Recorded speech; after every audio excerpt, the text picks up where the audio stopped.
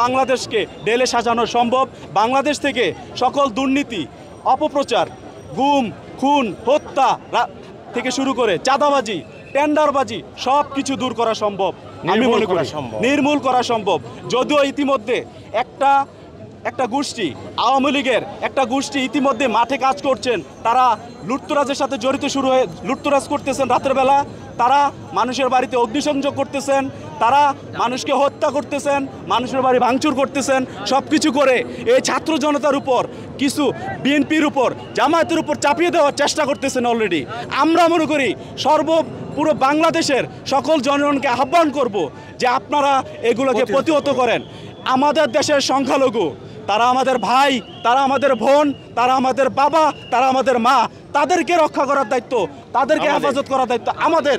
তাদের উপরে একটা যেন ফুলের আঁচড় না পড়ে, কিছু জানমালের হেফাজতের দায়িত্ব আমাদের নিতে হবে। ইতিমধ্যেই আমি একটু সুস্পষ্ট করে আপনাদের জানাতে চাই, বিএনপি ইতিমধ্যেই তাদের সকল নেতাকর্মীদেরকে আহ্বান করেছেন। দেশনেত্রী বেগম খালেদা জিয়া, জনাব তারেক রহমান তাদের সকল নেতাকর্মীকে বলেছেন যে তারা যেন কোনো প্রকার হত্যা, মামলা, লুটতরাজ, অগ্নিসংযোগ, ভাঙচুর কোনো কিছুর সাথে যেন যুক্ত না হয়। যদি যুক্ত হয় তাহলে তাদের বিরুদ্ধে কঠোর ব্যবস্থা নেওয়া হবে। এটা গতকালকে বলা হয়েছে এবং আজকে বলা হয়েছে, তাদেরকে বহিষ্কারের আওতায় আনা হবে। আমি বাংলা দেখেছি যে একজন সাবেক এমপি এখানে এসেছিলেন, তোপের মুখে পড়েছেন, তাকে ভুয়া স্লোগান দেওয়া হয়েছে। অপরদিকে আমরা দেখেছি যে জুতা দিয়ে তার গাড়িতে আঘাত। আমি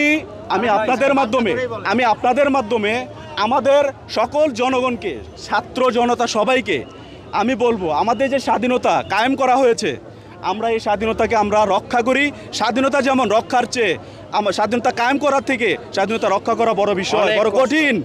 আমাদের এই স্বাধীনতাকে চুরি করার জন্য, হরণ করার জন্য একটি গোষ্ঠী ইতিমধ্যে মাঠে নেমেছে।